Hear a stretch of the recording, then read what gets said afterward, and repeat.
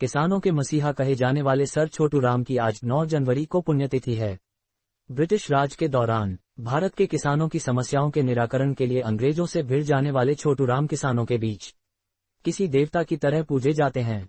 भारतीय राजनीति में आज भी किसानों के हितों को लेकर किए गए उनके कामों की प्रासंगिकता बनी हुई है। सर छोटू राम ने कहा था कि किसान को लोग अन्नदाता तो कहते हैं, लेकिन ये कोई नहीं देखता कि वह अन्न खाता भी है या नहीं।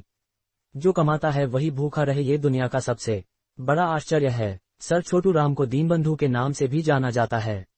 आइए जानते हैं कौन थे किसानों के मसीहा कहे जाने वाले सर छोटू राम, जिन्होंने अंग्रेजों को भी झुकने पर मजबूर कर दिया था। पंजाब में जन्मे रिचपाल बने यूं बन गए छोटू राम। 24 नवंबर 1881 को रोहतक के एक गांव गढ़ी सांपला में चौधरी छोटू राम का जन्म हुआ था।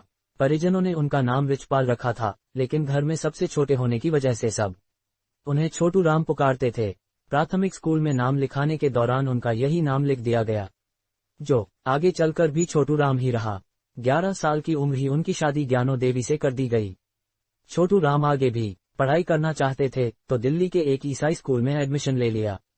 हालांकि दिल्ली जाने से पहले हुई एक घटना ने उनके जीवन को एक नया मोड़ दिया। पिता के अपमान ने बोया छोटू राम में क्रांति का बीज। छोटू राम एक सामान्य से किसान परिवार से आते थे। उनके पिता सुखीराम पर कर्ज समेत कई मुकदमों का बोझ था। जब बेटे छोटू राम ने आगे पढ़ने की इच्छा जताई तो पिता मना नहीं कर सके। उनके पिता ने साहूकार से कर्ज लेने की सोची, लेकिन पढ़ाई के लिए कर्ज देने की जगह साहूकार ने उनके पिता को खूब अपमानित किया।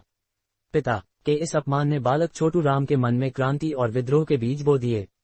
जब छोटू राम बन गए general Robert, sir Chhotu Ram ने 1905 में दिल्ली के सेंट स्टीफंस कॉलेज में दाखिल लिया। यहां से ग्रेजुएशन करने के दौरान उन्होंने पहली बार क्रांति की मशाल जलाई। सर छोटू राम ने अन्य छात्रों के साथ मिलकर हॉस्टल के वार्डन के खिलाफ हड़ताल का ऐलान कर दिया। इतना ही नहीं, कॉलेज में छात्रों की सुविधाओं के लिए अब वह हर हड़ताल में आगे से आगे नजर आने लगे। इसकी वजह से कॉलेज में वो जनरल रॉबर्ट के नाम से भी मशहूर हो गए।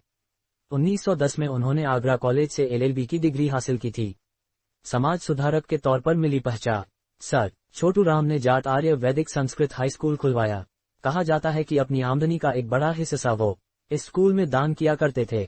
शिक्षा के क्षेत्र में काम करने के साथ ही सर छोटू राम ने 1912 में जाट सभा का गठन किया। 1915 में जाट गजट नाम से अखबार निकाल उसमें किसानों के लिए लेख लिखने के साथ किसानों की समस्याओं के हल के लिए पैरवी शुरू की।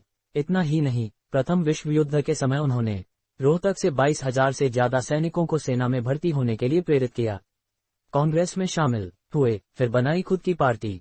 1916 में सर छोटू राम कांग्रेस में शामिल हो गए और 1920 में रोहतक जिला कांग्रेस समिति के अध्यक्ष बनाए गए। हालांकि कांग्रेस के साथ वो ज्यादा दिनों तक नहीं रह सके।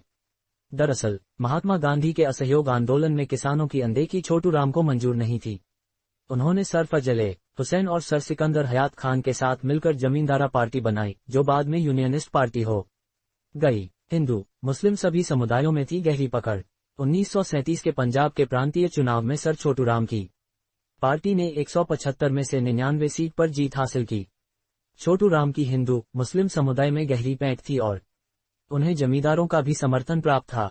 वो पंजाब के विकास और राजस्व मंत्री बने। दीनबंधु छोटू राम ने किसानों के लिए क्रांतिकारी सुधार किए। उन्हें 2 महत्वपूर्ण कानून पारित कराने का श्रेय दिया जाता है। इनमें से एक पंजाब रिलीफ इंडिपेंडेंस 1934 और दूसरा the Punjab debtors protection act 1936 था। इन कानूनों में कर्ज का निपटारा किए जाने, उसके ब्याज और किसानों के मूलभूत अधिकारों से जुड़े हुए प्रावधान थे। गिरवी जमीनों की मुफ्त वापसी जैसे कई अहम कानून कराए पारित। 1938 में सर छोटू राम ने साहूकार रजिस्ट्रेशन एक्ट पारित करवाया। इसके साथ गिरवी जमीनों की मुफ्त वापसी एक्ट 1938, कृषि उत्पाद मंडी अधिनियम 1938, व्यवसाय श्रमिक अधिनियम 1940 और कर्जा माफी अधिनियम 1934 कानून को भी पारित करवाया। 9 जनवरी 1945 को सर छोटू राम का निधन हुआ था। केंद्र सरकार की ओर से लाए गए 3 कृषि कानूनों के खिलाफ किसान आंदोलन के दौरान भी सर छोटू राम का नाम खूब गूंजा था।